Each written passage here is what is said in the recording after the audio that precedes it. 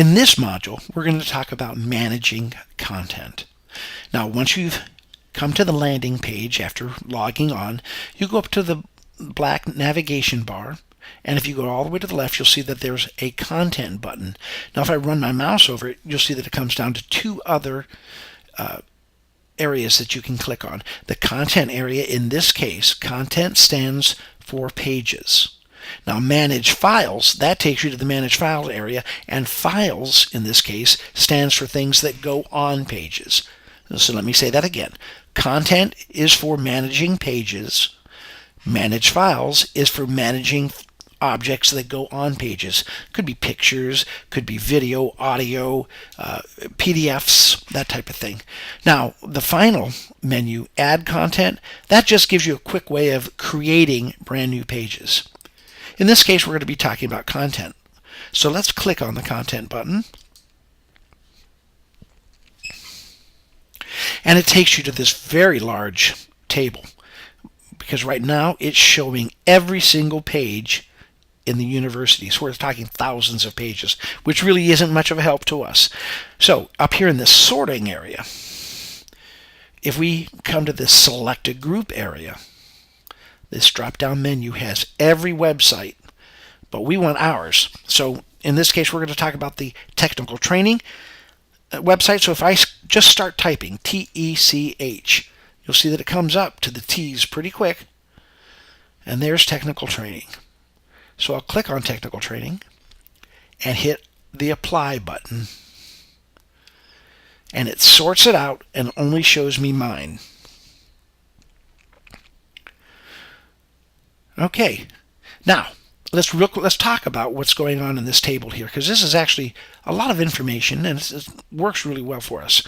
The very first column on the left allows us to do a sort on all the different titles.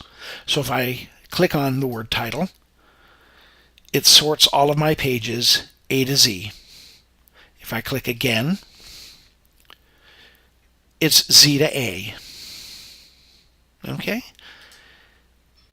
Now, this original URL column, you're probably not going to see much of that. You may see a couple of them, but these are the URLs from the very old website before we switched to this new, so you may not have anything in it. The NID stands for Node ID. Now, the computer understands every page by a number. We talk about the title or we talk about the link. It knows it as a number. So there's only like one or two times that you might have to know what the node ID is. Now, you'll notice the alias section here, it looks very similar to the title. What happens is you create a title that humans read. You might have capitals. I've got a couple capitals here, a couple capitals here. But over in the alias section, which is automatically created from the title, it makes everything lowercase, and anytime there's a space, it puts a hyphen in there. So bear that in mind when you're creating titles. And also don't forget that you can change titles and you can change links anytime you want to. But if you make too big of a title, it can make a really, really large link that you don't really want to deal with too often. The next section over is the type. Now, most of the time you're only going to be making basic pages, but you saw before up here in the left-hand corner, when I go to add content, there's basic pages, there's a news page, and there could be a web form page, and we'll talk about those later. The author lets you know who created the page. Now, mine are all me. There might be one that isn't done by me. Published. Pages can be either published or not published. If they're published, anybody can get to them if they have the link. They don't even have to click on a menu system.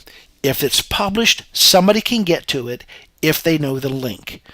So if somebody has bookmarked one of your pages and you decide later that it's an old page and you don't want to deal with it, you really ought to unpublish the page, because otherwise people can get to it.